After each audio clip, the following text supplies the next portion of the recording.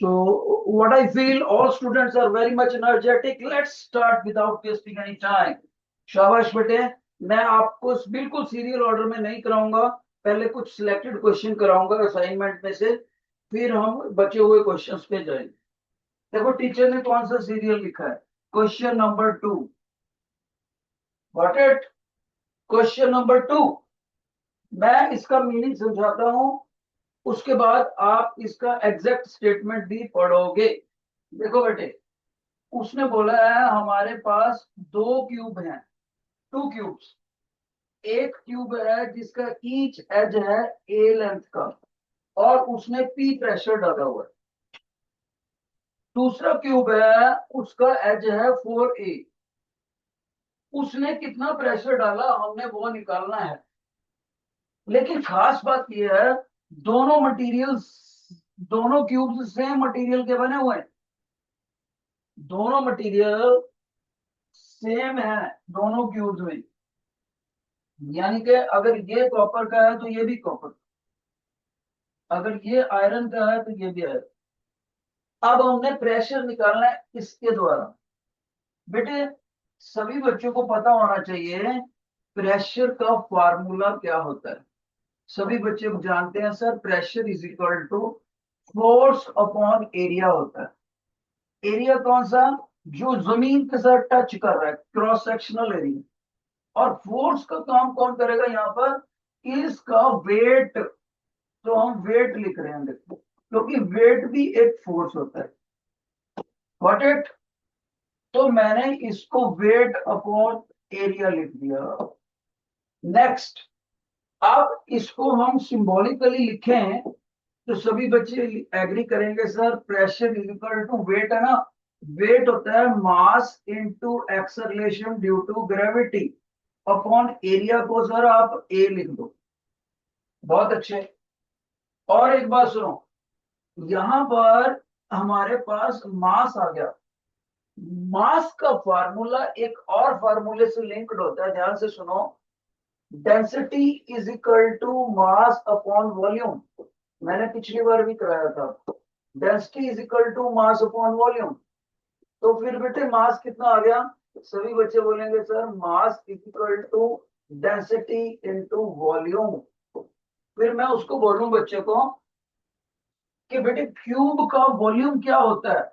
Cube क्या होता है, जिसकी लेंथ ब्रेड्थ और हाइट तीनों बराबर होती हैं उसको क्यूब बोलते हैं।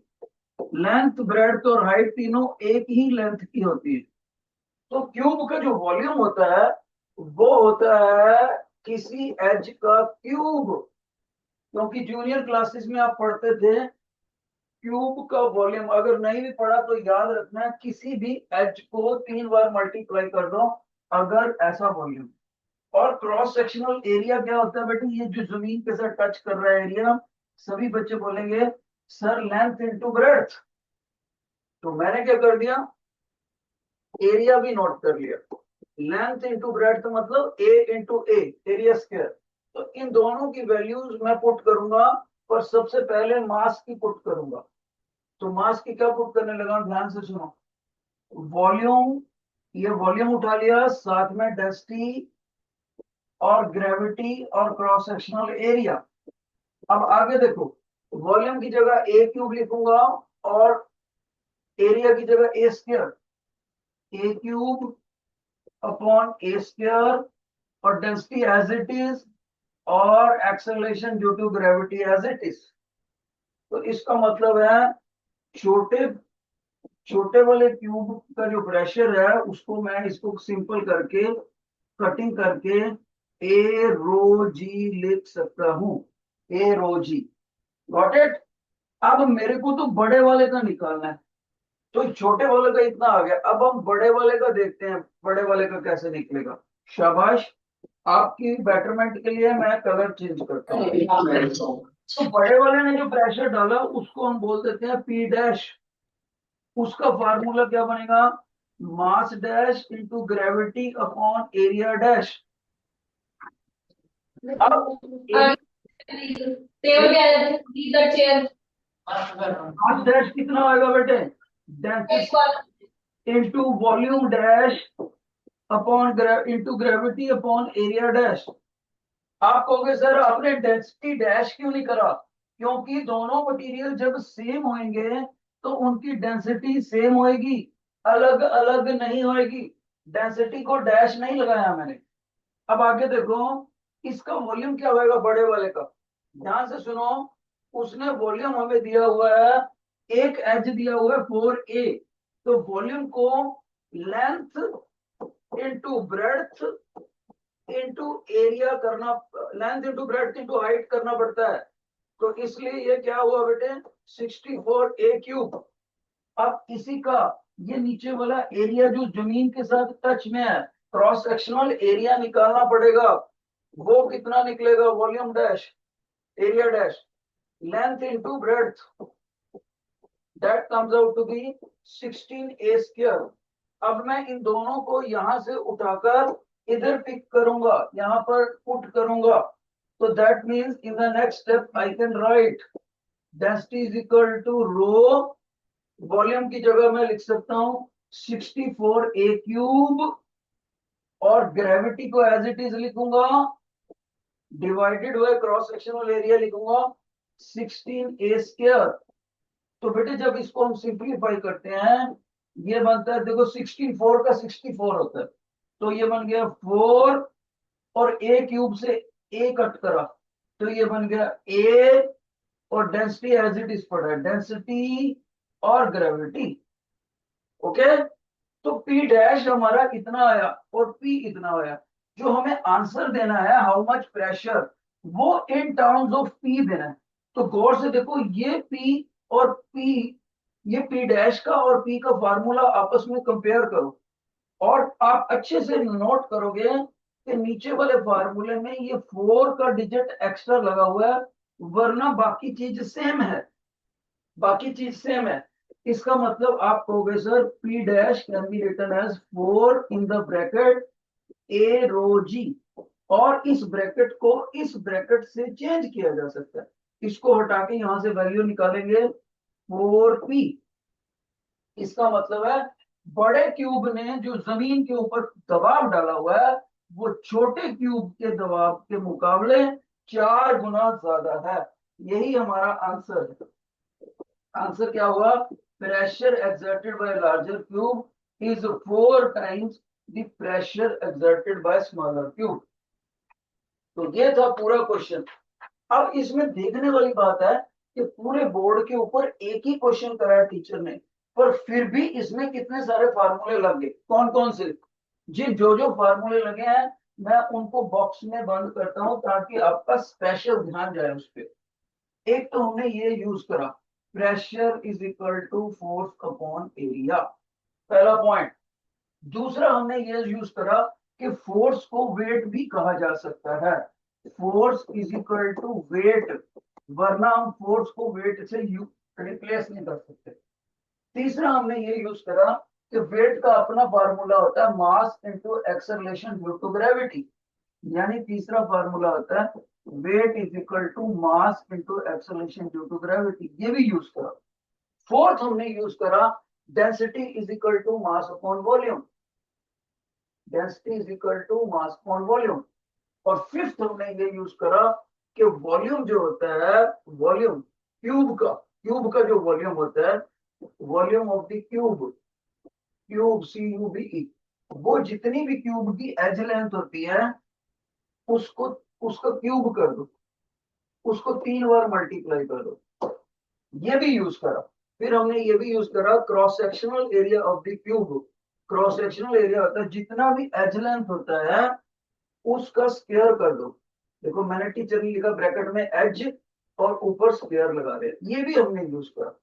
और एक खास बात और नोट करी कि क्यूब वो होता है जिसकी लेंथ और ब्रेड्थ और हाइट तीनों बराबर होती है। और एक चीज और टीचर ने बताया, जब मटेरियल सेम होता है तो डेंसिटी सेम रहती है। इसीलिए टीचर ने यहाँ भी डेंसिटी रो भरी और यहाँ भी रो बड़ी, रो डैश नहीं करा। ये जो लेटर लिखा है ग्रीक लैंग्वेज का है, इसको रो बोलते हैं। ये डेंसिटी को रिप्रेजेंट करता है, और डेंसिटी का अपना फार्मूला होता है मास अपॉन वॉल्यूम। ओके। और डेंसिटी का अगर आइडियल गाना है क्या होती है डेंसिटी, तो मान लीजिए, ध्यान से सुनना, मान लीजिए मेरे पास एक लकड़ी का क्यूब है, एक लोहे का क्यूब है और एक पत्थर का क्यूब है। ध्यान से सुन लो, एक लकड़ी का क्यूब है, एक लोहे का क्यूब है, एक पत्थर का क्यूब है, और तीनों का साइज बराबर।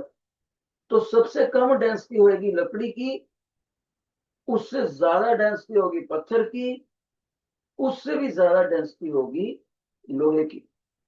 If I have three cubes of equal size, such that one cube is of wood, another is of stone, and still another is of iron, then it is very much clear that highest density will be of the iron and lowest density will be of the wood.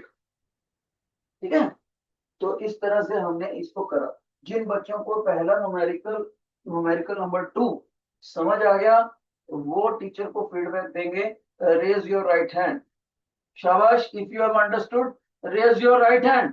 Buttler, I am asking you, Butler, if you have understood please raise your hand. Down. शाबाश।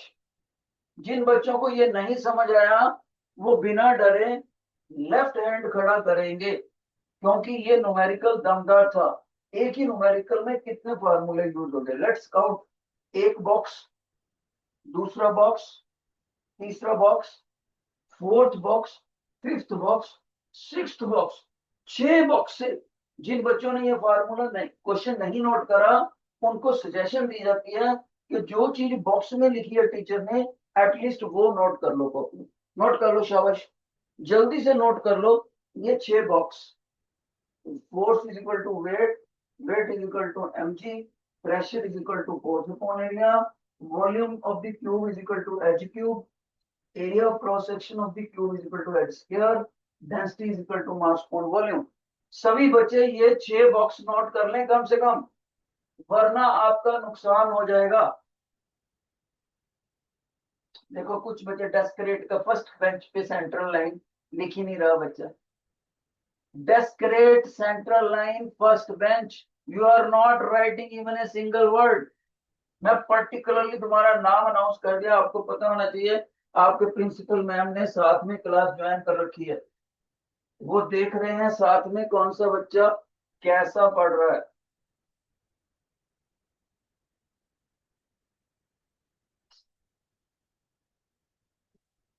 तो ये था बेटे हमारा एक numerical.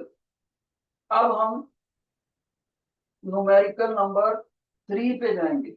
Numerical number 3 और 12th second question की जो हमने अभी अभी करा उसकी सी ऑप्शन करेक्ट होगा। क्वेश्चन ये असाइनमेंट में सी ऑप्शन को टिक कर सकते हो। ओके, अब इसको मेमोरी में स्टोर कर लेते हैं। Let's question go move to question number 3। Question number 3 by DV sir. और क्या कर रहे हैं हम बेटे, हम कर रहे हैं एनएसओ असाइनमेंट वर्कशीट, जो कि एक स्कॉलरशिप एग्जाम होता है। पढ़ता हूं आपके लिए। The surface area of the base of the brick x is 100 centimetre square. The surface area of the base of brick y is 250 centimeter square. Each brick weighs the same. Which of the following is correct? If P1 and P2 are pressures exerted by them. ध्यान से सुनो बेटे, एक brick को हम मान लेते हैं, कौन सा, एक ब्रिक को मान लेते हैं हम एक्स। ये मान ली मैंने एक्स, ये ब्रिक है, ईंट है, और इसको मैंने एक्स ब्रिक को मान लिया, एक्स ब्रिक। ठीक है बेटे। और ये कहता है जो एक्स ब्रिक है ना, उसका क्रॉस सेक्शनल एरिया, जो ये वाला एरिया जिसको टीचर शेडेड कर रहे हैं, ये वाला एरिया इसका ए एक्स कह देते हैं इसको, that is 250 centimetre square. Okay. फिर कहता मेरे पास एक दूसरी ईंट है। अच्छा, ये तो ये एक्स वाली है, एक्स वाली 100 है। Let's change. ये जो है ना, ये वाली, इसकी वैल्यू एक्स वाले की क्रॉस सेक्शनल एरिया 100 है, 100 न्यूमेरिकल में डाटा दिया, 100 सेंटीमीटर स्क्वायर। ओके। जो दूसरी ईंट है उसका भार तो सेम है, लेकिन उसका क्रॉस सेक्शनल एरिया 250 स्क्वायर है। एक दूसरी ईंट है,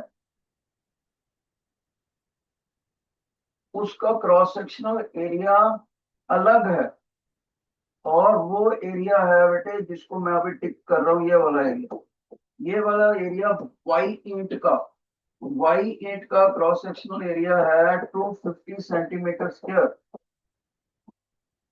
कोई और दोनों का वेट सेम है, वेट सेम है। Weight of x is equal to weight of y. कोई बच्चा तो इसी में कंफ्यूज हो सकता है, हो जाता है, सर ये जो बड़ी मोटी ईंट है उसका वेट कैसे हो गया? भाई हो सकता है मोटी ईंट की हाइट कम हो, ऐसा भी तो हो सकता है कि जो मोटी ईंट है जो टीचर ने बना दी वेट बराबर है, इसको थोड़ा सा आप कम ऊंचा बना सकते हो, तो हो गया कि नहीं वेट ऊंचा। मान लीजिए जो मोटी ईंट है, जो जिसका बेस मोटा है, उसका क्रॉस सेक्शनल एरिया कम है, गॉट इट, लेकिन हाइट ज्यादा है, हाइट कम है अगर मोटी है। तो ये हमें बता दिया वेट बराबर है। कहता अगर इसने प्रेशर पी एक्स डाला है, पी एक्स को उसने पी वन बोला बुक में, और इसने प्रेशर डाला है पी एक्स और उसने डाला है पी वाई, तो दोनों में से कौन सा ग्रेटर है, कौन सा कम है? कोई कर सकता है इसको क्वेश्चन बेटे? ये कैसे करोगे? दो ईंटें हैं एक्स और वाई, तो समझदार बच्चा आसानी से इसको कर लेगा। वो कहेगा सर देखो, आप ना इनकी रेशियो निकालो। मैंने कहा क्या मतलब? कहता सर P1 और P2 लिखो, और p x upon p y भी लिख सकते हो। अगर इस डिवीजन का आंसर ग्रेटर देन वन आया तो P1 ज्यादा है, अगर इस डिवीजन का आंसर लेस देन वन आया तो P2 ज्यादा है, वेरी सिंपल। तो मैंने कहा बेटे करूं कैसे? बच्चा कहता है सर आपको पता ही है, pressure is equal to force upon area होता है, ये आप एक्स के लिए यूज कर लो, और यहाँ पर force upon area f dash a dash y के लिए यूज कर लो। तो मैंने कहा बेटे इनको पुट कितना करूं? तो बच्चा बोलेगा सर आपको पता है, पहले तो आप फोर्स को वेट कह सकते हो, पिछले न्यूमेरिकल में आपने करा। मैंने कहा सर बेटे ये लो वेट ऑफ एक्स लिख दिया। कहता गुड, क्रॉस सेक्शनल एरिया।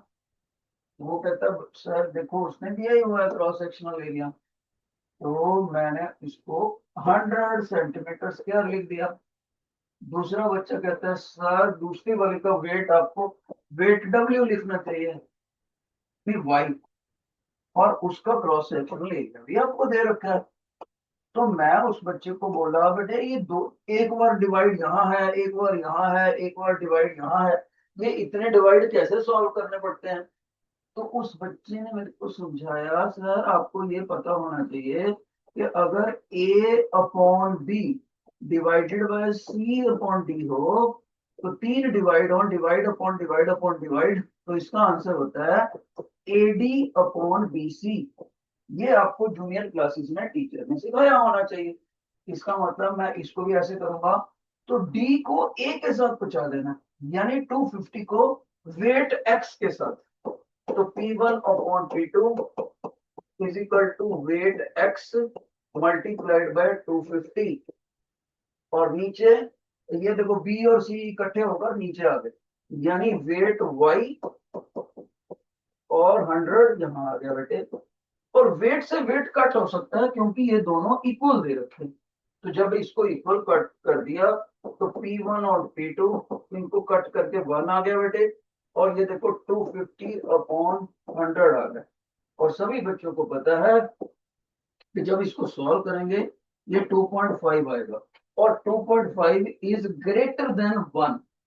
जब की चीज ग्रेटर देन 1 हो, इसका मतलब है लार्जर चीज को स्मॉलर से डिवाइड कर रखा है, क्योंकि P1 ग्रेटर देन P2 आ गया, इसलिए आप आसानी से कह सकते हो कि P1 का प्रेशर P2 से ज्यादा है। अब आप सही ऑप्शन चूज करके बताओ, what is the correct option in third question. जल्दी से बताओ। अगर आपको लगता है सी ऑप्शन सही है तो 3 फिंगर्स, अगर आपको लगता है ए ऑप्शन सही है तो 1 फिंगर। जल्दी बताओ। तो मैं देख रहा हूं बटलर क्लास ने बी ऑप्शन बताया, डेस्करेट वाले नहीं बता रहे। सारे स्कूल ने बता दिया, सिर्फ डेस्करेट नहीं बता रहा। कौन सा ऑप्शन सही है? शाबाश। और सभी बच्चों ने देखा कि सर बी ऑप्शन सही है। बी ऑप्शन में आपने P1 ग्रेटर देन P2 दे रखा है, तो हमें वो समझ आ। इस क्वेश्चन में सबसे खास बात ये कि जब भी ग्रेटर और लेसर का क्वेश्चन आ जाए तो आपने डिवाइड करने से क्वेश्चन की शुरुआत करनी है। दूसरा लर्निंग पॉइंट यह है कि जब डिवाइड अपॉन डिवाइड होता है तो एट्थ के बच्चे बहुत मिस्टेक करते हैं, और उसका टीचर ने ये मेमोरी टूल लिख दिया। समझदार बच्चा इस स्टार वाले बॉक्स को अपने नोट्स में लिख लेगा, वो नोट कर लेगा कि a upon b divided by c upon d हो, तो इसका answer a d upon b c होता है। नोट कर लो, ये बहुत बच्चों की मिस्टेक होती है। तो जिन बच्चों को ये क्वेश्चन समझ आ गया, please raise your right hand. Please raise your right hand जिनको समझ आ गया। बेटे देखो, फीडबैक नहीं देते आप। Good job, shout. नाउ अब वो बच्चा, down down, thank you thank you. वो बच्चा भी रेज योर लेफ्ट हैंड जिसको नहीं समझ आया। लेफ्ट हैंड खड़ा करो जिसको नहीं समझ आया। और मैं देखता हूँ पूरे स्कूल के बच्चे कितने प्यारे हैं, सभी को समझ आ गया, किसी का लेफ्ट हैंड नहीं खड़ा। Now let's move to the question number 5। Question number 5 करेंगे, और मैं देखना चाहता हूँ ये आप खुद भी कर पाते हो कि नहीं। शाबाश, एक ट्राई खुद करो। Question number 5।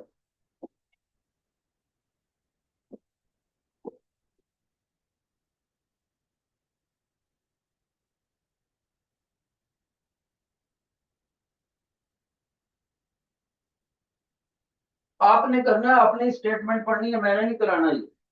देखते हैं कौन बच्चा कर पाता।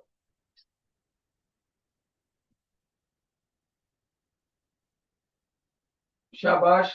Question number 5। बेटे डेस्करेट के बच्चे ने पेन ही नहीं खोला, सेंट्रल लाइन वालों ने, इसका मतलब वो हार गए हैं पहले। सबसे ज्यादा लगन से काम करता है आज मैंने देखा, अलेजेंड्रो के बच्चों ने एकदम से लगन से काम कर रहे हैं।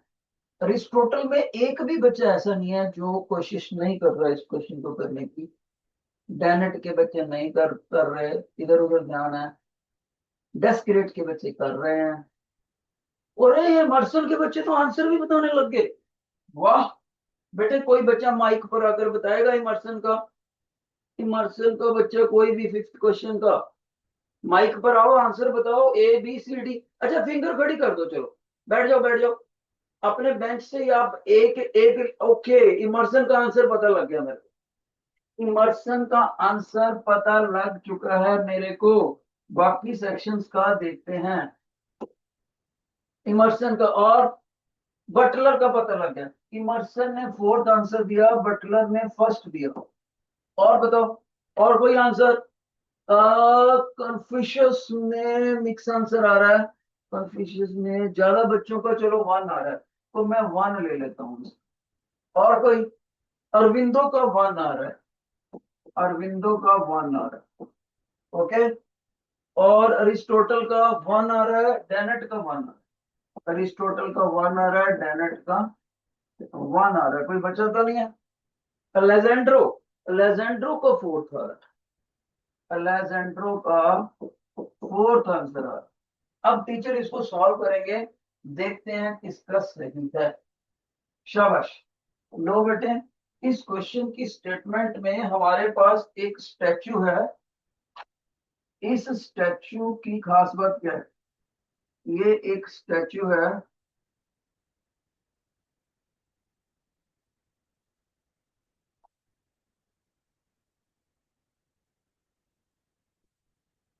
ऐसा कुछ स्टैचू है हमारे पास। तो इस स्टैचू की खास बात ये दे रखी है हमें कि इसने प्रेशर डाला हुआ है pressure is equal to 340 pascal, इतना डाला बेटे। और साथ में ये बताया हुआ है कि इसका एक पैर का क्रॉस सेक्शनल एरिया, इस स्टैच्यू के एक पैर का cross sectional area 1 foot is equal to दे रखा है बेटे 17 सेंटीमीटर स्क्वायर। और हमसे पूछा हुआ है इस स्टैच्यू का वेट कितना है, ये क्वेश्चन। ध्यान से सुनो, सभी बच्चे कैसे करते हैं। हमें पता है pressure is equal to force upon area होता है, गॉट इट। इसका मतलब प्रेशर को हम weight upon cross sectional area भी लिख सकते हैं।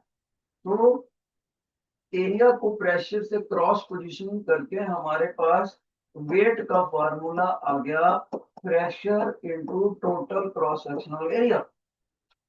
अब क्योंकि इसके दो पैर हैं, इसलिए दूसरे पैर का क्रॉस सेक्शनल एरिया भी तो ऐड करना पड़ेगा। इसका मतलब है टोटल एरिया बन गया पहले पैर का area of cross section plus दूसरे पैर का एरिया ऑफ क्रॉस सेक्शन, क्योंकि उसने दोनों पैरों से जमीन को दबा रखा है। इसका मतलब हुआ अब मेरे को इनकी वैल्यूज पुट करनी चाहिए और दोनों पैर नेचुरली बराबर के होंगे। लेकिन खास बात मेरे को मेरे टीचर ने सिखाई है कि जब भी प्रेशर पुट करना है वो पास्कल में पुट करना है, पास्कल यूनिट में, और cross sectional area metre square में पुट करना है। तो मैं देखता हूं मेरा क्रॉस सेक्शनल एरिया जानबूझकर उसने सेंटीमीटर में दिया है ताकि मैं गलती कर दूं। तो मेरा क्रॉस सेक्शनल एरिया है 17 सेंटीमीटर स्क्वायर। इसको मैंने लिख दिया 17 इंटू 1 सेंटीमीटर इंटू 1 सेंटीमीटर। दो बार क्यों लिखा, क्योंकि स्क्वायर लिखा हुआ, स्क्वायर लगा हुआ। फिर क्या करा मैंने, फिर मैंने कर दिया 17 इंटू 1 सेंटीमीटर को लिख दिया 1/100 मीटर। मेरे टीचर ने सिखाया था 1 centimetre is equal to 1/100 metre, याद होना चाहिए। यहां से सॉल्व करके मेरा आंसर आ गया 17 इंटू 10⁻⁻⁴ मीटर स्क्वायर। ओके। और जब मैं इसको यहां पर पुट करने लगा तो वेट का फार्मूला प्रेशर उसने ऑलरेडी ऐसा ही यूनिट में ही दे रखा है, तो इसलिए 340 पुट करने में कोई एतराज नहीं। और जब मैं क्रॉस सेक्शनल एरिया लिखूंगा, ये तो A1 है तो नेचुरली A2 भी उतना ही होएगा, दोनों को ऐड करना पड़ेगा। तो 17 into 10⁴ with negative sign plus plus दूसरे वाला एरिया भी उतना ही पुट करना पड़ेगा 17 इंटू 10⁻⁴। ये मीटर स्क्वायर में आ गया। नेचुरली वेट अब न्यूटन में आ गया। तो ये कितना आ गया बच्चे, ये आ गया 340। और ये 17 को कॉमन ले लेते हैं और 10⁻⁻⁴, और इसका डबल हो गया, एक्चुअली 2 हो गया। ठीक है, तो ये क्या हो गया, वेट कितना हो गया बेटे, देखो यहां से भी 34 बन जाएगा और एक 34 ये पड़ेगा। तो 34 इंटू 34 और एक जीरो ये पड़ी और 10⁻⁻⁴ आ गया। ये 10⁻⁻⁴ और +1, क्योंकि ये जीरो प्लस कर, तो हमारे पास अल्टीमेटली वेट इतना आएगा। ध्यान से सुनो, 34 का स्क्वायर इंटू 10⁻⁻³ न्यूटन। अब सवाल ये पैदा होता है कि क्या हम 34 का स्क्वायर करना जानते हैं। तो कई बच्चों को मल्टीप्लिकेशन मुश्किल लगती है, तो जब मल्टीप्लिकेशन मुश्किल लगती है तो मैंने उनको स्क्वायर करने का आसान तरीका बता दिया। क्या 34 का स्क्वायर करने के लिए आप 30 + 4 को तोड़ दो, फिर इसमें a + b का होल स्क्वायर का फार्मूला लगा दो।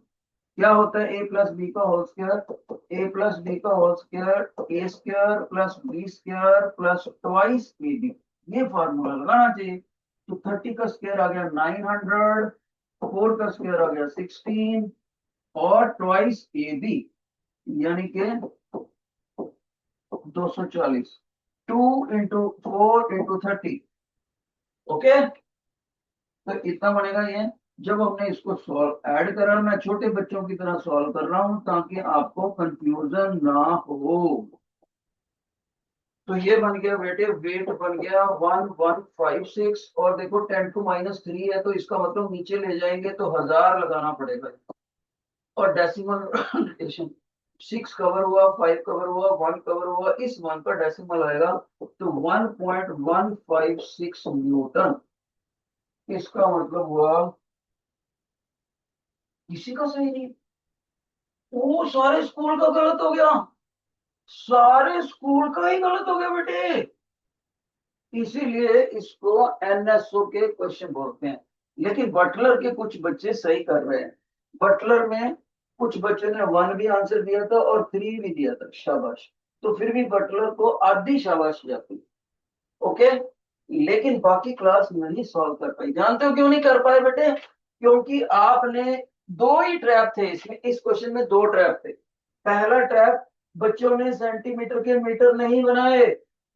दूसरा ट्रैप, बच्चों ने एक ही पैर का एरिया यूज कर लिया, दूसरे का ऐड करा ही नहीं।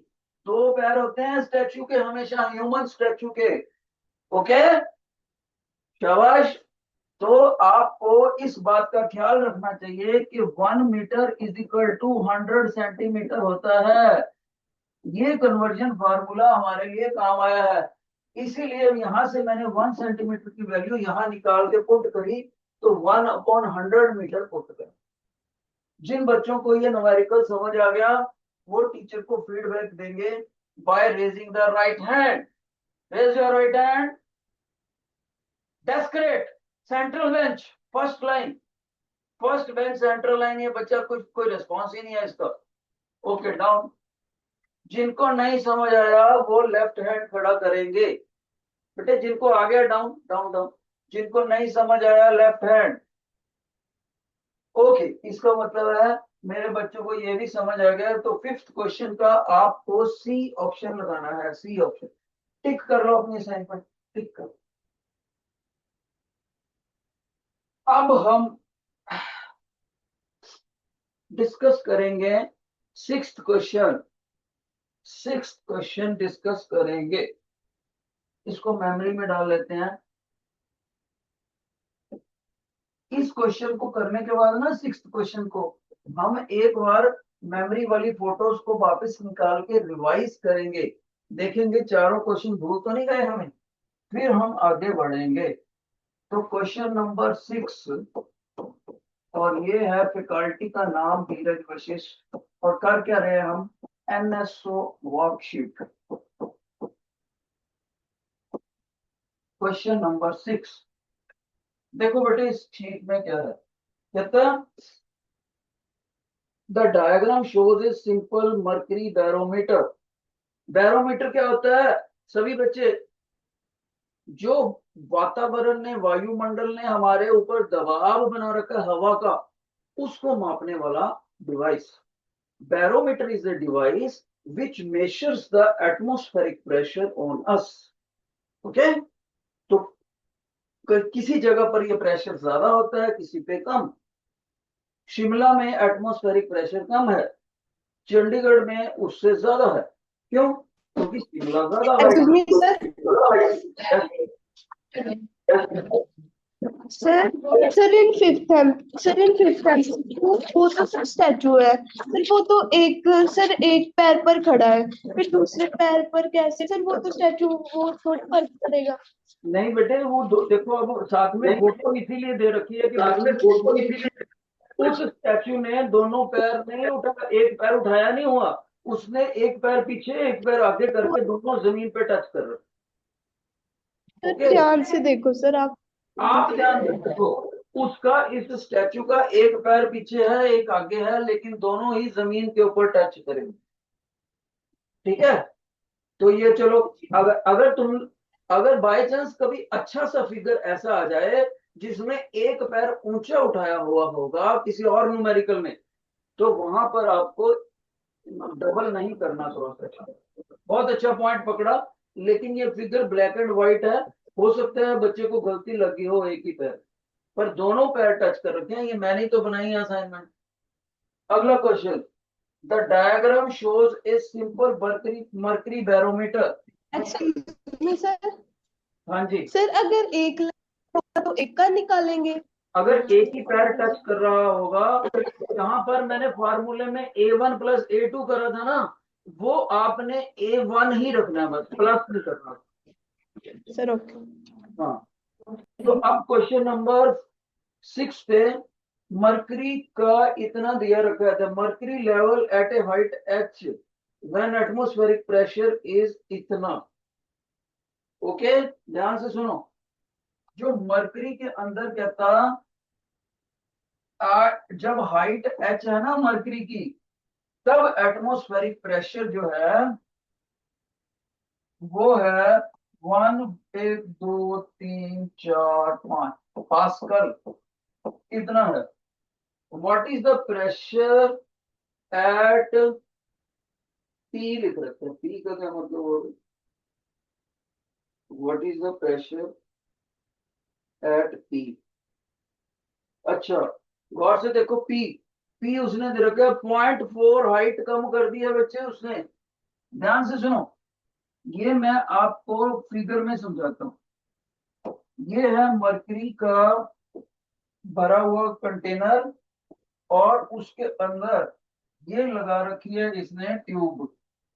जब ट्यूब ये वाली लगाई है, तो उस ट्यूब में जो मरकरी चढ़ा हुआ है, यहां तक चढ़ा हुआ है h हाइट, पहले वाली ट्यूब में। दूसरे वाली ट्यूब में, गौर से देखो, कलर चेंज करते हैं। दूसरे वाली ट्यूब में मरकरी h हाइट तक नहीं है, कम है, उसमें वो 0.4 h तक है। 0.4 h नीचे से 0.4 h। ओके बेटे, अब देखने वाली बात है कि तब कितना प्रेशर होगा। शाबाश, सभी बच्चे पहले तो ये ध्यान से अब बैरोमीटर की वर्किंग समझते हैं पहले। ध्यान से सुनो, इस न्यूमेरिकल को करते हैं बाद में, पहले बैरोमीटर की ध्यान से सुनना बच्चे। मान लीजिए एक ये मरकरी से भरा हुआ कंटेनर है, गॉट इट, और यहां पर भी मैंने एक ट्यूब लगा रखी, गॉट इट बेटे, और इसको यहां से बंद करा होता है, इसमें वैक्यूम होता है, नीचे मरकरी होता है। और यहाँ पर ध्यान से सुनना, बहुत ही इंपॉर्टेंट चीज है, मैं आपको बैरोमीटर की वर्किंग समझा रहा हूं। यहाँ पर एयर प्रेशर पड़ता है, एयर प्रेशर। तो जो एयर प्रेशर है ना बेटे, वो इस मरकरी को दबाव डालता है, और इसके अंदर तो एयर नहीं होती, इसमें तो वैक्यूम होता है, बिल्कुल खाली जगह। इसलिए मरकरी पुश होके ट्यूब में चला जाता है। ट्यूब में मान लो यहां तक हाइट चलेगी। अब कैसे डिसाइड हो कि मरकरी इसी हाइट तक जाएगा, उससे ऊपर नहीं जाएगा, उससे कम नहीं जाएगा? तो उसका एक मेथड है कि ये जो मरकरी जैसे जैसे इसमें ऊपर बढ़ता जाएगा ना, तो वो मरकरी का वेट भी तो दबाव डालेगा नीचे को। तो मरकरी क्या है कि लिक्विड कॉलम बन गया। लिक्विड कॉलम के द्वारा प्रेशर जो डाला जाता है, प्रेशर बाय लिक्विड कॉलम, उसका फार्मूला मैंने आपको पिछले लेक्चर में बताया था। वो होता है एच रो जी, यानी मरकरी कॉलम की हाइट, मरकरी की डेंसिटी और ग्रेविटी।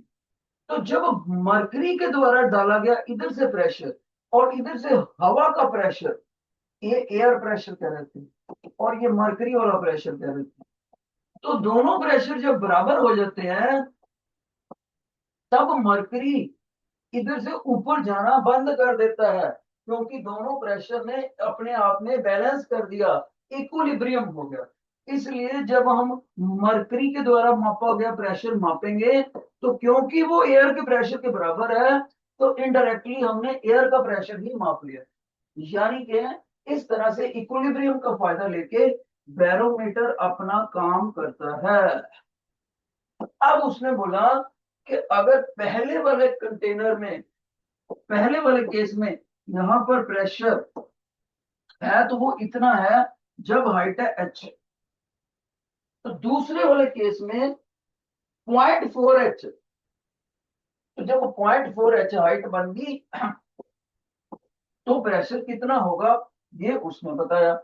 अब सीधी बात है कि अगर इधर हवा का प्रेशर कम है तभी तो मरकरी कम ऊंचा गया, और इधर अगर व्हाइट वाले सेक्शन में अगर हवा का प्रेशर ज्यादा है तभी तो मरकरी ज्यादा ऊंचा गया। इसलिए हम इन दोनों में यूनिटरी मेथड लगा सकते हैं। Therefore pressure P dash will be lesser than P। क्यों? क्योंकि जो H, इसको अगर हम H डैश हाइट कह दें, H डैश हाइट कम है H के मुकाबले, तो इसका मतलब P डैश प्रेशर जो हो गया वो ओरिजिनल प्रेशर का 0.4 टाइम्स है।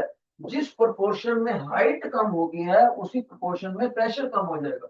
लेकिन P की वैल्यू तो उसने दे रखी है हमें, कितनी 1000, नहीं 10 की पावर 5, 5 जीरो है देखो, तो 10 की पावर 5 इंटू 0.4, और अगर हम इसको सॉल्व करें तो 4/10 इंटू 10 रेज 5 जीरो, तो 5 जीरो से एक कट गया, 4 जीरो रह गई हम, इतना पास करो। ये हमारा आंसर बन गया। तो कौन सा ऑप्शन बन गया देखो, कौन सा ऑप्शन है जल्दी से बताओ, सिक्स का। Raise your finger accordingly. अगर आपको लगता है, हाँ शाबाश, इमर्सन ने नोट करा सर, जो आपने आंसर निकाला वो ए ऑप्शन पे लिखा है, सभी बच्चों को सिंगल फिंगर रेज करना चाहिए, तो इसका ए ऑप्शन। तो इस क्वेश्चन में मेमोरी टूल क्या है? इस क्वेश्चन में हमने क्या सीखा, दो चीजें सीखी। एक तो बैरोमीटर कैसे काम करता है, बैरोमीटर की working. Barometer is the pressure measuring device exerted by atmosphere. दूसरी दूसरा हमने ये सीखा, जिस प्रोपोर्शन में मरकरी की हाइट कम होती है उसी प्रोपोर्शन में प्रेशर कम हो जाता है। अगर हाइट के आगे 0.4 लगा हुआ है तो आप प्रेशर के आगे भी 0.4 मल्टीप्लाई कर, ठीक है। जिन बच्चों को ये क्वेश्चन समझ आ गया, give the feedback, raise your hand, raise your hand, right hand, शाबाश। डेस्करेट डेनेट, डेनेट के बच्चे को मैं माइक कैमरा ऑफ कर देना अगर फीडबैक ना दे। डेनेट के बच्चों को पढ़ाया नहीं जाएगा मैंने अगर फीडबैक ना दी। मैं कह रहा हूं जिसको ये समझ आ गया, raise your right hand. Okay, बाकी school okay. I am closing the camera off Dennett because you are not giving feedback. आपको लेफ्ट या राइट हैंड खड़ा करना था, तो मैं आपका कैमरा ऑफ कर रहा हूं डेनेट का। I am not interested to teach the disobedient student. Okay, अब हम क्वेश्चन नंबर जाएंगे, क्वेश्चन नंबर जाते हैं हम। शाबाश, न्यूमेरिकल वाला कौन सा है? यस, 10th पे जाएंगे, 10th क्वेश्चन। सभी बच्चे जो भी चलो, क्वेश्चन नंबर 10, 10 क्वेश्चन रीड करो इसको। In the given diagram, when a weight of 200 gram is hung from the spring, its length is 15 centimeter. When a weight of 250 gram is hung from it, its length becomes 17 centimeter. What is the length of the spring when there is no weight hanging from it? क्या कह रहा है बेटे, क्या कह रहा है, ध्यान से सुनो। सभी बच्चों को मैं क्वेश्चन समझाता हूँ। क्वेश्चन नंबर 10 कहता है हमारे पास एक स्प्रिंग बैलेंस है और ये है उसका स्प्रिंग, ठीक है। मान लो उसकी ओरिजिनल लेंथ है L0, कुछ भी वेट नहीं लटका रखा है। फिर दूसरे सिचुएशन में कहता है कि मैंने इसके ऊपर 200 ग्राम का वेट लटका दिया, 200 ग्राम का मास लटका दिया। जब 200 ग्राम का मास लटका दिया, 200 ग्राम, तब उसकी length, L1। Sir, I know answer of 10th. हाँ बताओ। Sir, 7 answer है sir. 7, Yes sir, 7 answer है. इमर्सन क्लास है. देना चाहता है इमर्सन ने 10th क्वेश्चन का आंसर दिया है 4th ऑप्शन। इमर्सन ने 4th ऑप्शन दिया, कोई और देना चाहता है? नहीं देना चाहता। ओके, तो आप देखते हैं। तो जब इसके ऊपर इसने 200 ग्राम का मास लटकाया तो स्प्रिंग की लेंथ हो गया 15 सेंटीमीटर। 15 सेंटीमीटर याद रहे। फिर इसी के ऊपर उसने थोड़ा सा ज्यादा मास लटका दिया, तो जब ज्यादा मास लटका लिया स्प्रिंग ज्यादा खिंच जाएगा। 250 ग्राम लटकाने पर इसका लेंथ हो गया L2 स्प्रिंग का, और L2 है 17 सेंटीमीटर। ठीक है। अब वो कहता है ये मैंने आपको बता दिया, ये मैंने आपको बता दिया, एल नॉट की वैल्यू आप बताओ। जो बच्चा इमर्शन में अभी इसका आंसर देके गया है वो माइक पे वापिस आए, माइक पे वापिस आए वही बच्चा, और मेरे को बताने की कोशिश करेगा कि उसने कैसे करा। माइनस करके सर। माइनस करके? Yes sir. माइनस करके क्या हो जाएगा बताओ? जैसे सर 200 पर सर 15 सेंटीमीटर था, 250 सेंटीमीटर पर 250 पर वो 17 सेंटीमीटर हो गया। हम्म। ऐसे सर तो जीरो इससे जीरो सेंटीमीटर पर 0 ग्राम पर 7 सेंटीमीटर हो जाएगा माइनस करके। नहीं बेटे, इससे तो ये पता लगा जब हमने 250 में से 200 माइनस करा, 250 में से 200 माइनस करा तो 50 ग्राम आ गया, ठीक है। और उधर से नो उसकी सर लेंथ को माइनस करा, 17 में से 15 लेंथ को माइनस करा तो 2 सेंटीमीटर आ गया। ऐसे ही सर। 2 सेंटीमीटर आया। अब क्या करना है? ये पहला स्टेप, ये दूसरा, अब क्या करना है? ऐसे नहीं होगा सर। हाँ बताओ फिर कैसे होगा। सर 200 में सर उसमें 50 प्लस किए हम्म। तो 15 में 2 प्लस हुए। हम्म। जब सर जीरो से जीरो वो पर आएगा सर, ग्राम पर आएगा तो सर माइनस हो गया सर 15 में से 2 ओके, अच्छा बैठो, बेटे करना तो ऐसे ही था, लेकिन पता नहीं है बच्चा शायद देखते हैं हम आंसर इसका सही आता है कि नहीं। देखो बेटे, एक बात तो पक्की है कि 250 ग्राम यहाँ है और 200 ग्राम ज्यादा है। अगर हम 250 ग्राम में से 200 ग्राम माइनस करेंगे तो 50 ग्राम आ गया, और 15 सेंटीमीटर से बढ़कर 17 सेंटीमीटर लेंथ होगी। क्लियर है? इसका मतलब ये हो गया कि जब 50 ग्राम वेट लटकाया जाता है तो 2 सेंटीमीटर लेंथ बढ़ जाती है। इसका मतलब ये हो गया कि अगर हम 50 ग्राम हटाएंगे, अगर तो ऐड करा तो इतनी स्प्रिंग की लेंथ इंक्रीज हो जाएगी। और सीधी बात है, अगर 50 ग्राम को हटाएंगे, रिमूव्ड, तो 2 सेंटीमीटर लेंथ स्प्रिंग की श्रिंक हो जाएगी, कम हो जाएगी, डिक्रीज हो जाएगी। ओके।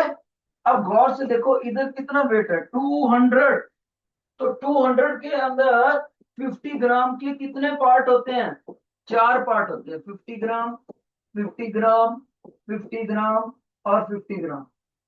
इसका मतलब अगर मैं एक एक पार्ट करके हटाता हूं, मान लो यहां से, तो हर बार 2 सेंटीमीटर कम हो जाएगा स्प्रिंग। तो इसका मतलब स्प्रिंग की लेंथ रिड्यूस कितनी हो जाएगी? Reduce spring length reduced, spring length reduced. तो बच्चा कहेगा सर एक बार 50 ग्राम हटाने से 2 सेंटीमीटर कम होती है, तो आपने तो 4 बार हटाया, तो इसका मतलब 2 एंड 2 एंड 2 एंड 2, 8 सेंटीमीटर कम होगी। 8 सेंटीमीटर जो है स्प्रिंग की लेंथ कम होगी, कम। ओके। और यहां पर टोटल कितनी थी? 15। तो 15 में से 8 को माइनस कर दो, देयरफॉर एल नॉट ओरिजिनल क्या है? ये थी L1 माइनस रिड्यूस्ड, जब कोई भी वेट नहीं। तो L1 खुद कितनी थी? 15, उसमें से 8 सेंटीमीटर कम होगी, तो स्प्रिंग की ओरिजिनल लेंथ है 7 सेंटीमीटर। अब 7 सेंटीमीटर इस बच्चे ने ओ वेरी गुड, इमर्सन के एक बच्चे ने सही आंसर दिया, क्या बात है। सभी बात बच्चों ने। आपका नाम क्या है बेटे? पूरे स्कूल में एक ही बच्चा इसका आंसर दे सका। अभयजीत सिंह। कौन सा? नवप्रीत। अभयजीत सिंह। कोई बच्चा अच्छे से नहीं बोला नाम, सिंह तो सुन रहा है लेकिन ये नहीं पता नाम क्या है। अच्छे, पहले माइक को ऑन करने के बाद 2 सेकंड रुकना होता है, फिर बोलना है, तभी टीचर को सुनती है आवाज। अभयजीत सिंह। अबे बीट सिंह बच्चा है बेटे इमर्सन का। सारा स्कूल उस बच्चे के लिए क्लैपिंग करेगा, प्लीज मेरी तरफ से। शाबाश। एक ही बच्चा पूरे स्कूल में, एक ही बच्चा पूरे स्कूल में इसको बता सका। Brilliant brain, very good, special शाबाश है बच्चे को, बहुत अच्छे। अब हम एक और क्वेश्चन करते हैं, क्वेश्चन नंबर 10 भी हो गया, चलो क्वेश्चन नंबर 13 पे चलते हैं। 13, क्वेश्चन नंबर 13, सभी बच्चे करो, देखते हैं इमर्सिव का मुकाबला कौन सा सेक्शन कर सकता है। कंपटीशन, कंपटीशन, मैं आपका आंसर पहले नोट करूंगा फिर से मैं करूंगा। क्वेश्चन 13 में कंपटीशन, सारे सेक्शंस में।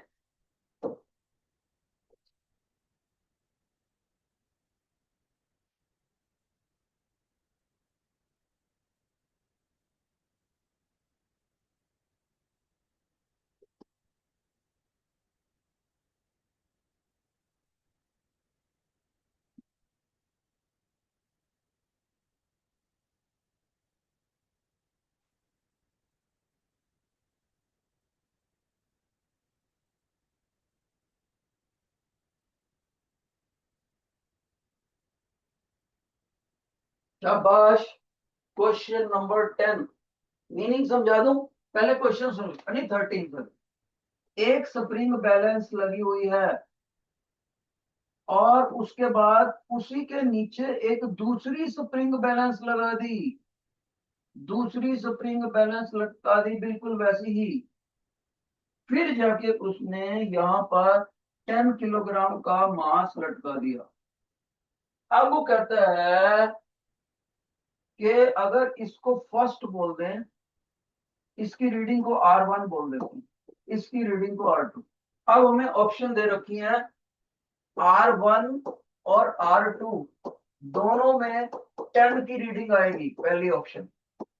दूसरी ऑप्शन R1 5 होएगी रीडिंग और R2 की रीडिंग 5 होएगी।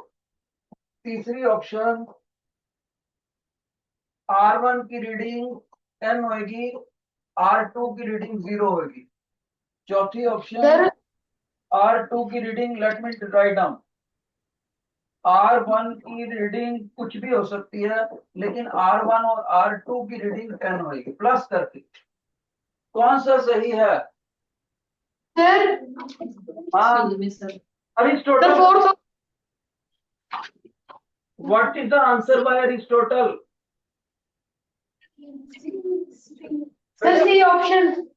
इनमें से बोलो 1 2 3 4, कौन सा? 3 option. Aristotle, third answer by Aristotle. और कोई बच्चा? और कोई बच्चा? कोई आंसर, अपनी उंगली खड़ी करो, what is your choice?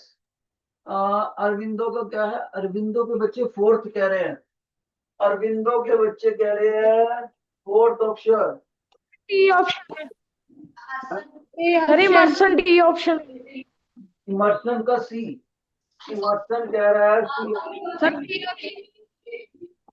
Okay, sir ये ऑप्शन डी। ए ऑप्शन कौन कह रहा है? बटलर कह रहा है। सर ये अलेजेंड्रो कह रहा है फोर्थ, बटलर कह रहा है फर्स्ट। सर ये मर्सन की डी ऑप्शन है। इमर्सन की फोर्थ, सर कन्फ्यूशियस फर्स्ट है।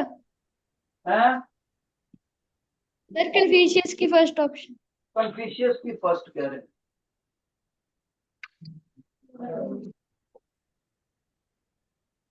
और कोई सेक्शन? डैनेट रह गया बेटे, डैनेट ने क्या बताया? No answer by Dennett. Dennett के बच्चे कोई आंसर नहीं दे रहे। पहले भी इसी क्लास को डांट पड़ी थी मेरे से, बेटे आप पार्टिसिपेट क्यों नहीं करते डैनेट के बच्चे? डैनेट का व्हाट इज योर आंसर?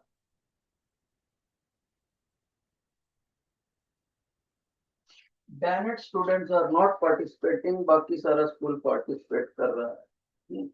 डैनेट ने बता दिया। डेस्करेट का क्या है? डेस्करेट, डैनेट ने बता दिया 1। डेस्करेट क्या है बेटे? डेस्करेट का 4। ये तो डिफरेंट आंसर आ गए बेटे इसमें।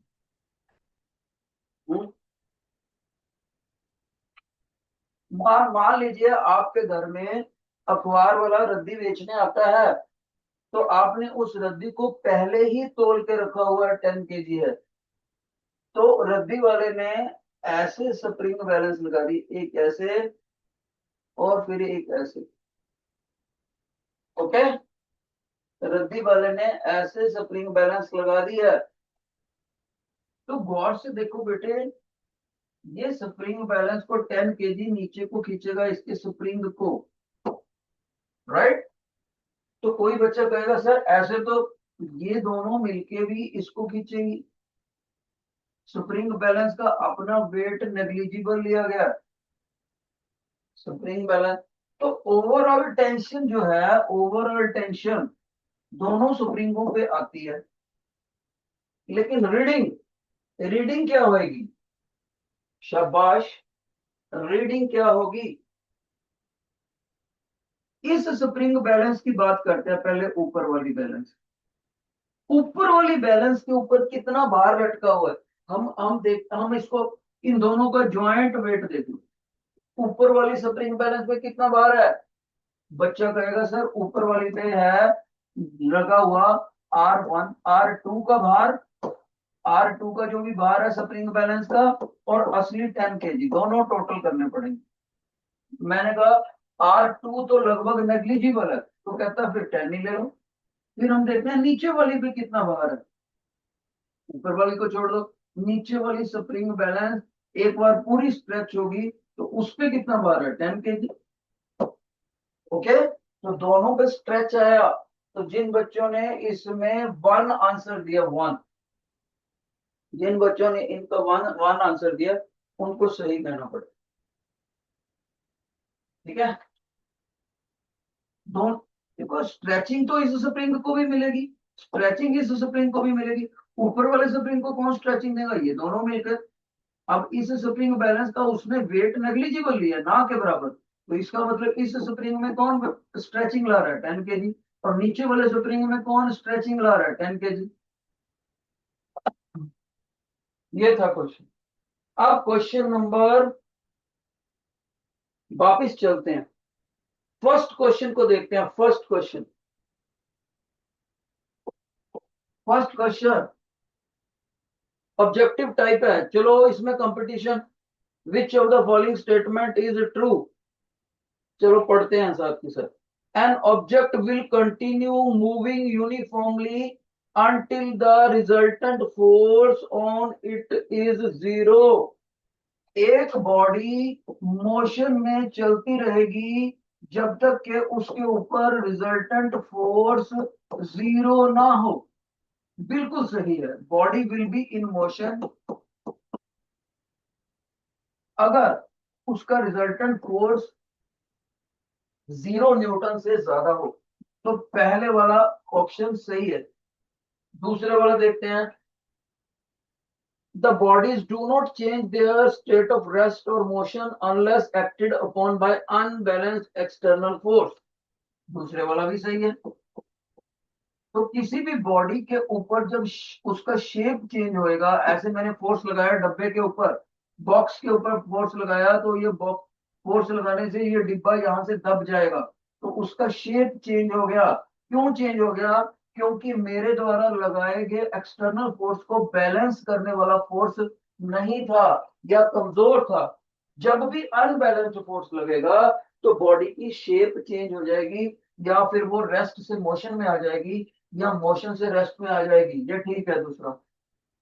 तीसरा देखते हैं। If a body is at rest on the surface of earth, then the net downward force exerted by the earth and the net upward force exerted on the body are not equal to each other. ये गलत हो गया भाई। क्यों भाई? देखो, अगर किसी बॉडी ने अपना वेट जमीन के ऊपर लगा रखा है, ये हो गया एक्शन फोर्स, और जमीन भी तो उसके ऊपर उतना ही फोर्स लगाएगी, रिएक्शन फोर्स। अगर ये वेट बराबर ना होते तो क्या होता? तब तो ये बॉडी मोशन में होनी चाहिए थी ना। If a body is at rest on the surface of the earth, then the net downward force exerted by the earth and the upward force exerted by the body on the body are not equal। ना ये equal होते हैं। Action and reaction are equal and opposite होते हैं बेटे। Newton का third law, जितना ये ईंट जमीन के ऊपर जोर लगाती है, उतना ही जमीन ईंट के ऊपर जोर लगाती है। इन दो इस ईंट वाले फोर्स को बोलते हैं एक्शन फोर्स, और जमीन वाले फोर्स को बोलते हैं रिएक्शन फोर्स। और याद रखना है, एक्शन फोर्स हमेशा रिएक्शन फोर्स के बराबर होता है, लेकिन डायरेक्शन वाइज अपोजिट होता है। इसलिए थर्ड ऑप्शन गलत हुआ। तो कौन सी ऑप्शन चूज करोगे? कौन सी ऑप्शन चूज करोगे फर्स्ट में? बेटे बटलर के बच्चे बाहर देख रहे हैं, पता नहीं क्या देख रहे हैं। ओनली एक ही क्लास का ध्यान नहीं है, अब पढ़ने में पता नहीं क्या बात होगी। बटलर, मैं रिक्वेस्ट करूंगा बटलर के टीचर को, प्लीज बटलर के बच्चे में डिसिप्लिन लाया जाए। तो सभी बच्चे कह रहे हैं सर ए ऑप्शन सही है। बिल्कुल सही, क्योंकि ए ऑप्शन में उसने बोला है first and second are correct. बिल्कुल सही। तो हमारा फर्स्ट क्वेश्चन भी हो गया। ठीक है, अब हम एक बार देखें हमने कौन कौन से कर लिए। अगर हमारे पास 1 2 3 4 5 6 7 8 9 10 11 12 13 क्वेश्चन हो, तो हमने कौन कौन से कर लिए? First done, second done, third done, fourth करना अभी, फिफ्थ डन, सिक्स्थ कर लिया, सेवंथ अभी करना है मेरा ख्याल, एट्थ करना है, नाइन्थ करना है, टेंथ कर लिया, इलेवेंथ करना है, ट्वेल्थ हमने नहीं करा, अभी 13 कर लिया। इतने क्वेश्चन कर लिया हमने। अब हम देखते हैं फोर्थ क्वेश्चन को। चलो सभी बच्चे फोर्थ क्वेश्चन पे आ जाओ। The diagram here shows a nail. एक बोर्ड है, उसके ऊपर बहुत सी कीलें लगा रखी हैं, nails. Using the board, rubber bands were stretched over the nail to form the different figures.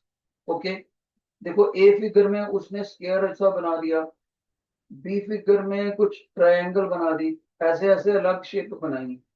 Okay, over the nails to form different shapes. Which one of the figures shown in the different option require maximum force to create?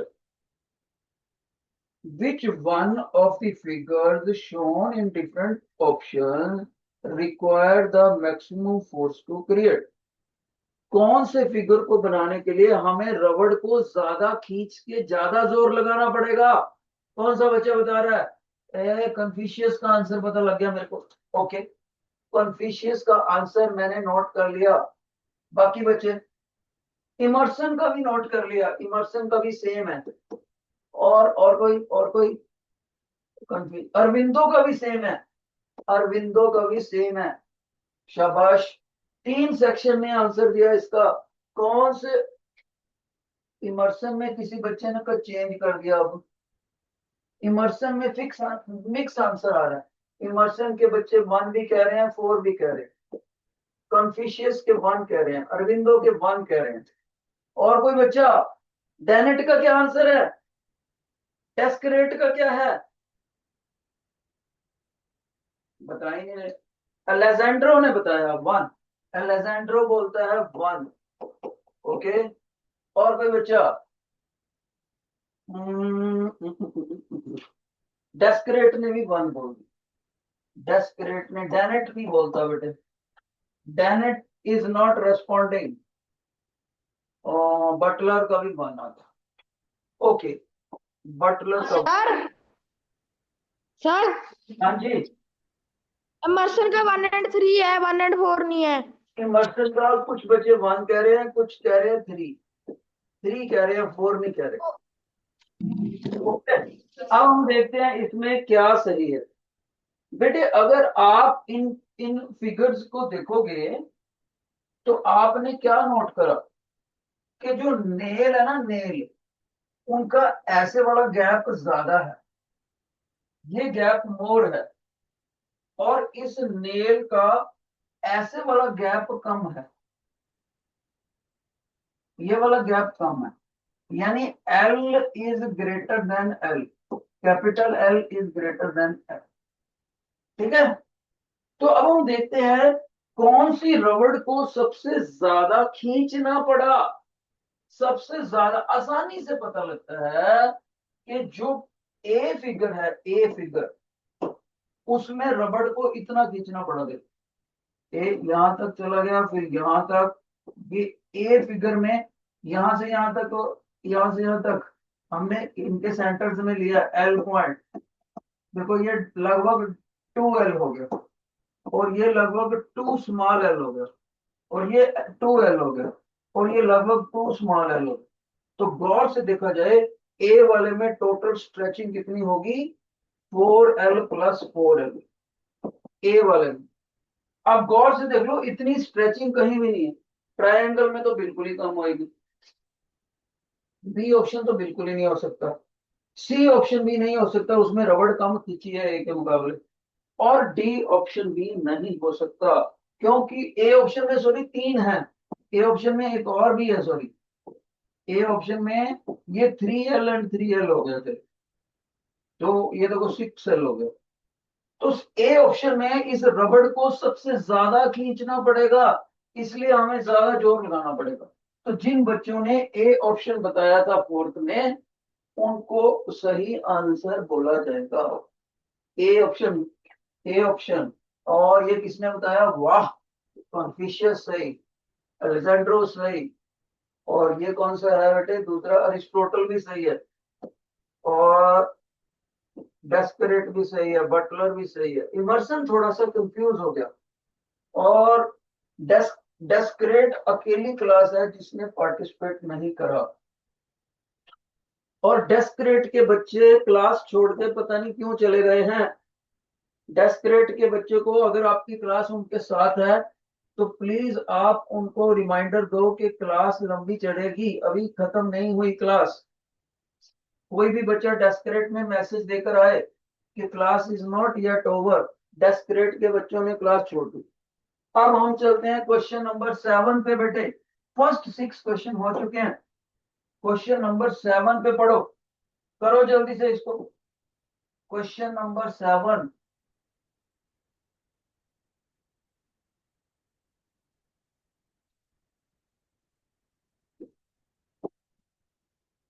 Seventh question में क्या है, a body brought into sea from the surface, okay, which of the following graphs represent correctly the variation of the pressure with respect to depth। देखो बेटे, इस question में क्या है, मान लीजिए ये गोवा शहर है, गोवा, गोवा, और इधर आपको पता है समंदर है। तो कोई भी बंदा किसी बॉडी को यहां से उठा के, वो बंदा यहां से बॉडी को उठा के समंदर के अंदर चला गया डी डेप्थ पर, ओके। अब वो बोलता है कि बताओ आप इनमें से कौन सा ग्राफ सही है। ग्राफ किसमें किसमें दे रखा है, एक तरफ प्रेशर है और एक तरफ डेप्थ है। देखो बेटे ध्यान से सुनो, पहली बात, जब बॉडी सरफेस पे पड़ी थी तो एटमॉस्फेरिक प्रेशर तो आएगा ही आएगा, एटमॉस्फेरिक प्रेशर, व्हाट इट। और जब वो समुद्र में चलेगी डी डेप्थ पर, तो सभी बच्चों को पता है जब डी डेप्थ पर चलेगी बॉडी, तो लिक्विड का जो इतना कॉलम है डी डेप्थ, वो भी तो अपना प्रेशर डालेगा, प्रेशर बाय लिक्विड कॉलम। उसका फार्मूला टीचर ने सिखाया था, डी रो जी, जितनी गहराई तक हम बॉडी को लेके जाते हैं वो वाली डेप्थ और लिक्विड की डेंसिटी और ग्रेविटी, तो इन दोनों का प्रेशर ऐड होएगा। जितनी डेप्थ ज्यादा होती जाएगी उतना प्रेशर बढ़ता जाएगा। अब आप ग्राफ देखो ध्यान से। पहले वाले ग्राफ में उसने यहां तक कहता है इतना तो एटमॉस्फेरिक प्रेशर है ही है, एटमॉस्फेरिक। फिर जब डेप्थ बढ़ेगी तो प्रेशर बढ़ेगा टोटल, ये टोटल प्रेशर है। टोटल प्रेशर क्या होगा? Pressure atmospheric, pressure atmospheric plus pressure liquid column, pressure liquid column. तो लिक्विड कॉलम का प्रेशर बढ़ जाएगा अगर हम ज्यादा गहराई तक बॉडी को ले जाए, क्योंकि जितना डी बढ़ेगा उतना लिक्विड के द्वारा प्रेशर बढ़ेगा, और जितना लिक्विड के द्वारा प्रेशर बढ़ेगा उतना टोटल प्रेशर भी बढ़ेगा। इसलिए ये ग्राफ ऐसे आना चाहिए। तो जिन बच्चों ने, ईमानदारी से बताना, जिन बच्चों ने 7th क्वेश्चन का ए ऑप्शन सोचा था वो सही है, प्लीज रेज योर हैंड ईमानदारी से, जिन्होंने ए ऑप्शन सोचा था। शाबाश, एक ही सेक्शन के बच्चे ईमानदारी से कह रहे हैं, और वो है कन्फ्यूशियस। Very nice. बेटे मैं बताना चाहूंगा कन्फ्यूशियस सेक्शन को पूरे स्कूल में सिर्फ आपके सेक्शन का हाथ खड़ा, तो very very bravo, kudos to you. तो ये भी हमें, जिन बच्चों को ये समझ आ गया please raise your right hand, please raise your right hand जिनको ये समझ आ गया। Butler, Emerson, Aristotle, your response. Teacher पूछ रहा है अगर आपको ये समझ आ गया तो raise your right hand. Got it.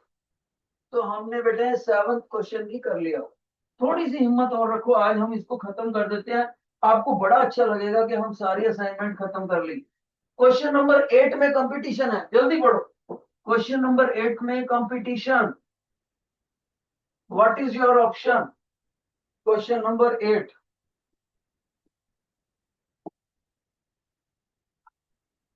Late me write down. Emerson का क्या आंसर है? बटलर का क्या है? कन्फ्यूशियस का क्या है? अरिस्टोटल का क्या है? डेनेट का क्या है? डेस्करेट तो क्लास ही छोड़ के चला गया। अरविंदो का क्या है? अलेजेंड्रो का क्या? शाबाश। What is your answer? 8th question. Confucius का पता लग गया मेरे को। सभी बच्चे कन्फ्यूशियस में सेकंड ऑप्शन कह रहे। Okay sir option Emerson second कह रहा है, और सर ऑप्शन बटलर भी सेकंड कह रहा है। बेटे आप उंगली खड़ी करो। अरिस्टोटल का क्या है? D option. अरिस्टोटल का अलग है यार। अरिस्टोटल तो कह रहा है डी ऑप्शन 4th, और अलेजेंड्रो सेकंड कह रहा है, अलेजेंड्रो सेकंड। डेनेट का क्या है? डेनेट सेकंड कह रहा है। और ये कौन सा बच गया? ये पता नहीं कौन सा। चलो, इसका मतलब ये हुआ, अब टीचर इसको करे। The diagram shows mercury barometer. What happens to the column height h when the mercury barometer is taken up in the balloon? अगर मर्क्यूरी कम नहीं होता भाई। बेटे sir excuse me. Yes, sir Alessandro का आंसर 3rd है, आपने गलती से शायद सेकंड देख लिया। ओके।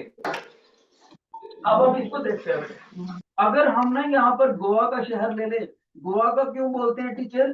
क्योंकि ये सी लेवल पर है, समुद्र के बिल्कुल लेवल पर है ये गोवा शहर। ठीक है, तो गोवा लेवल के ऊपर जब एटमॉस्फेरिक प्रेशर देखा जाता है तो वो 1 एटमॉस्फेयर होता है, उसकी वैल्यू होती है 101325 पास्कल। और वहां पर मरकरी की जो हाइट होती है ना बेटे, मरकरी बैरोमीटर में अगर यहाँ लगे हैं गोवा में, तो वो होती है 760 mm ऑफ मरकरी पर, mm of millimetre of mercury पर। ओके, लेकिन जब हम क्या करेंगे, जब हम क्या करेंगे, इस बैरोमीटर को यहां से उठा के हाइट पे ले जाएंगे, बैलून में रख देंगे। जो टूरिस्ट वाला बैलून होता है बेटे, जो टूरिस्ट वाला बैलून होता है, उसके अंदर हम इस बैरोमीटर को रख देंगे तो देखो गोवा के मुकाबले बैलून ऊंचा चला गया, ऊंचा चला गया, तो इतनी हाइट एटमॉस्फेयर की कम होगी, ये वाली हाइट रिड्यूस होगी। क्यों? ऊपर वाली हाइट फिक्स होती है एटमॉस्फेयर की। टोटल हाइट गोवा से कितनी है एटमॉस्फेयर की? 8 किलोमीटर होती है अप्रोक्सीमेटली, 8 किलोमीटर। ओके, तो जब ऊपर की हाइट फिक्स है, इसका मतलब बैरोमीटर को ये वाली हाइट कम मिली, ये वाली हाइट इस हाइट से कम होगी, 8 किलोमीटर के मुकाबले कम होगी। इसका मतलब हवा का प्रेशर कम है, हवा का प्रेशर कम है तो मरकरी कम ऊंचा जाएगा। इसका मतलब जो एच अब आएगा ना बैलून में, वो लेसर आएगा, लेसर। अब देखते हैं ऑप्शन। इंक्रीज वाला तो गलत ही है, सी और डी तो बिल्कुल ही गलत, सी भी गलत, डी भी गलत। Second, it decreases because atmospheric pressure increases with height. Oh, sorry. It decreases with atmospheric pressure decreases with height. बिल्कुल बी ऑप्शन सही है। अरे वाह, करेक्ट करेक्ट करेक्ट करेक्ट। ओ, दो बच्चों का गलत होगा, अरिस्टोटल और अलेक्जेंड्रो, ये दो गलत हो गए हैं बेटे। ध्यान से सुनो, जैसे ही हम ऊपर जाएंगे तो नीचे वाली हवा तो कट गई है, तो हमारा जो बैरोमीटर है उसके ऊपर ऊपर वाली हवा ने तो भार डाला ना, सिर्फ ऊपर वाली हवा ने भार डाला, तो ऊपर वाली हवा का भार कम हो गया, टोटल हवा के मुकाबले ये कम हवा आ गई, नीचे वाली हवा कट गई है, तो pressure is equal to force upon area होता है, तो वेट रिड्यूस हो गया। जब वेट ही कम हो गया तो प्रेशर भी कम हो गया। ओके, तो बैरोमीटर की हाइट भी रिड्यूस होएगी और एटमॉस्फेयर का प्रेशर भी रिड्यूस होएगा अगर हम बैलून में रख के ऊपर उठते जाएंगे। इसका मतलब हमने क्वेश्चन नंबर 8 भी कर लिया। चलो, क्वेश्चन नंबर 9 में मैं ये चाहता हूं, ये दो बच्चे जो हार गए हैं, अरिस्टोटल और अलेक्जेंडर, ये इस बार जीत के दिखाएं। Question number 9, competition. Question number 9, competition. शाबाश। What is your answer? Question number 9.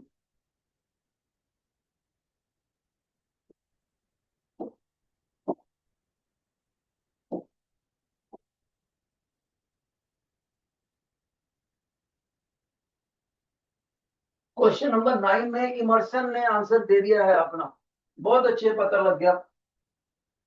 Aristotle Confucius ने भी दे दिया, बहुत अच्छे, दोनों का सेम आंसर है।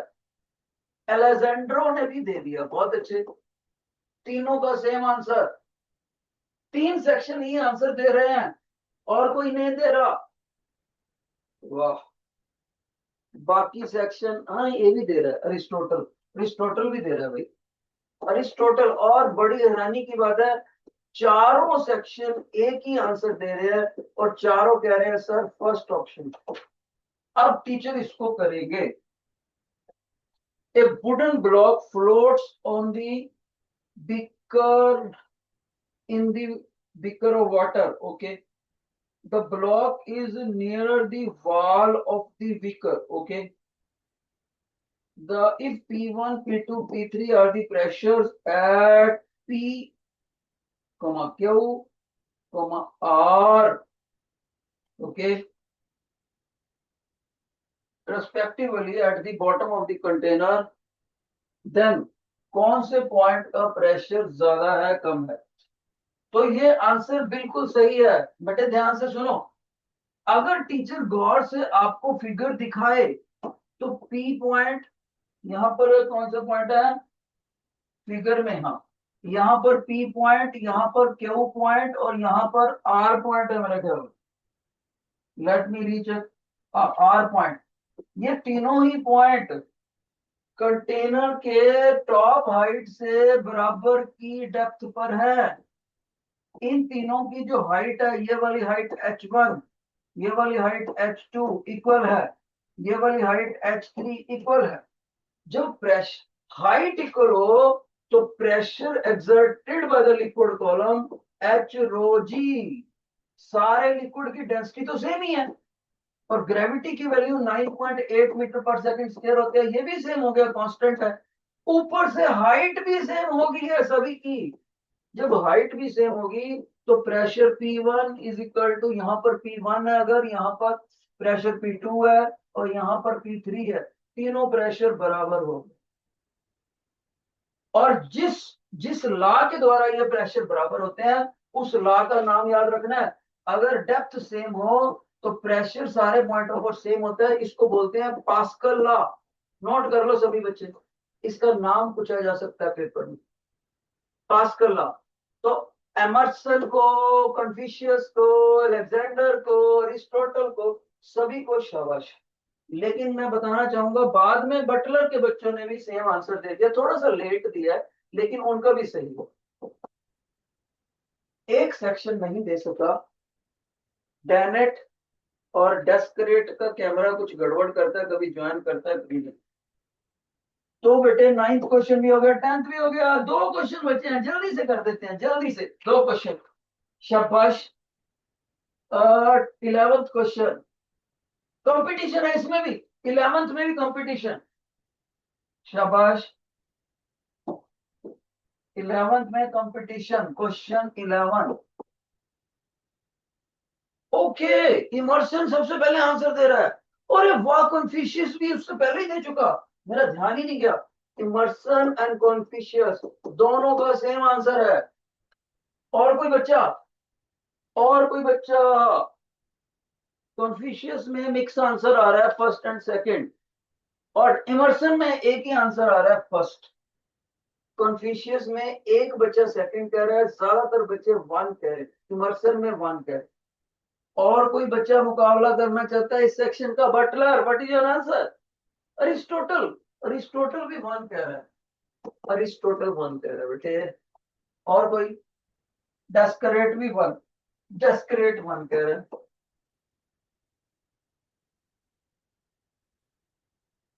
और डेनेट का नो आंसर। बटलर के बच्चे थोड़े सुस्त लग रहे हैं इसको। बटलर में एक बच्चा 1 कह रहा है, ये 3 बच्चे कह रहे हैं। अब हम देखते हैं, a plank is spotted on the steps of the staircase, how many forces are acting on the plank? देखो ध्यान से देखते हैं, ऐसे सीढ़ियां बनी हुई है बेटे, सीढ़ियों के स्टेप्स है, these are the steps of staircase। Okay, तो जो प्लैंक है वो 3 कॉर्नर को टच करता हुआ रखा हुआ है। जो प्लैंक है वो 3 कॉर्नर, 1 2 3 कॉर्नर को टच करता हुआ प्लैंक रखा गया है। ओके, अब वो कहता है इस प्लैंक के ऊपर कितने फोर्सेस एक्ट कर रहे हैं? Excuse me, sir.